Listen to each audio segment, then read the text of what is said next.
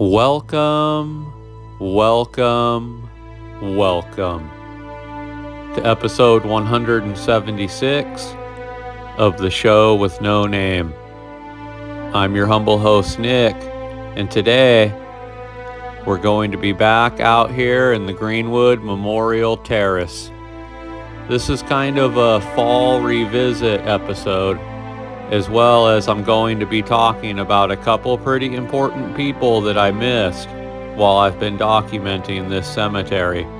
This is part 14 of my Greenwood Memorial Terrace series, and I like to call this episode the John Proctor episode. Let's get into this. John W. Proctor was born sometime in 1843 in Indiana, and he would pass away on New Year's Day in 1897 at the age of 53 or 54 in Idaho. Nelson Wayne Derman had this to say about him: a picturesque figure seen often on the city streets in the 90s was John W. Proctor, more generally known as Death on the Trail. Proctor stood 6'6" and wore habitually the attire of the frontier. He had drifted to the Spokane country from Dakota, where he was the original locator of the town of Bismarck, and had seen service as a scout with the United States troops in the Black Hills for General Custer in the Sioux War. His home was on the riverbank in Peaceful Valley, and as he never posed as a desperado or a tough man, he had many friends and admirers. He found occupation as a guide for hunting parties and at prospecting for minerals. He met his death on New Year's Day, 1897, by falling from a rocky cliff near Hope, Idaho. He was a Civil War veteran serving in the Union Army before he came west, and he was always known for his kindness and generosity towards the less fortunate. He always let people into his home and gave them a place to stay, whether they be wanderers, travelers, or people just struggling overall. And here he lays to rest in the veterans part of the cemetery here at the Greenwood Memorial Terrace.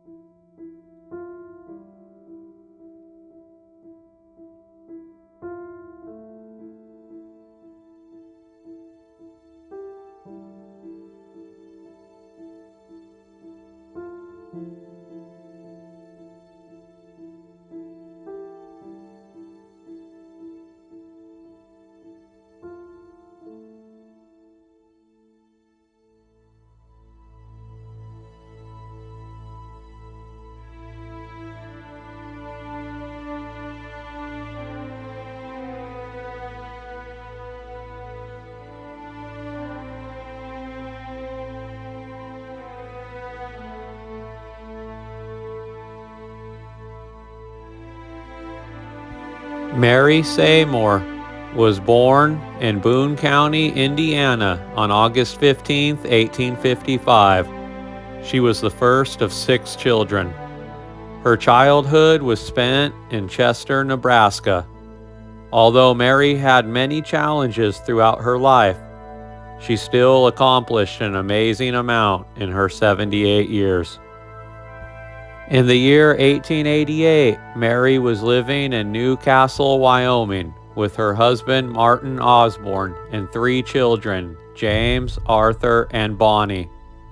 The 4th child, Julia, had died in infancy. Martin, who was a brakeman for the railroad, died from a train coupling accident.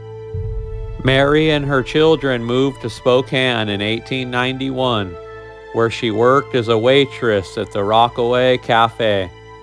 She and the children lived in rented rooms in downtown Spokane. In 1893, Mary married Clint Hardesty. It was the year of the economic panic of 1893, and the family subsisted on scraps from the restaurant. Over the years, Mary's jobs consisted of cooking for field crews, waitressing, and taking care of the sick, while supplementing her income by taking in boarders. In the year 1896, the Volunteers of America, an offshoot of the Salvation Army, was organized. Mary, who wanted to be a missionary, became deeply involved shortly after and was very proud to be a part of this American Army. On September 7, 1905, her second husband, Clinton, died of tuberculosis. Later the next year, she married Reverend William H. Seymour, a member of the United Brethren. During this time, the city was recognizing the need to have women working in the jails, but the idea was hotly contested. Finally, a law was passed on February 20th, 1893, requiring the appointment of police matrons. At first, the women of the Salvation Army took care of the duties that should be performed by a matron.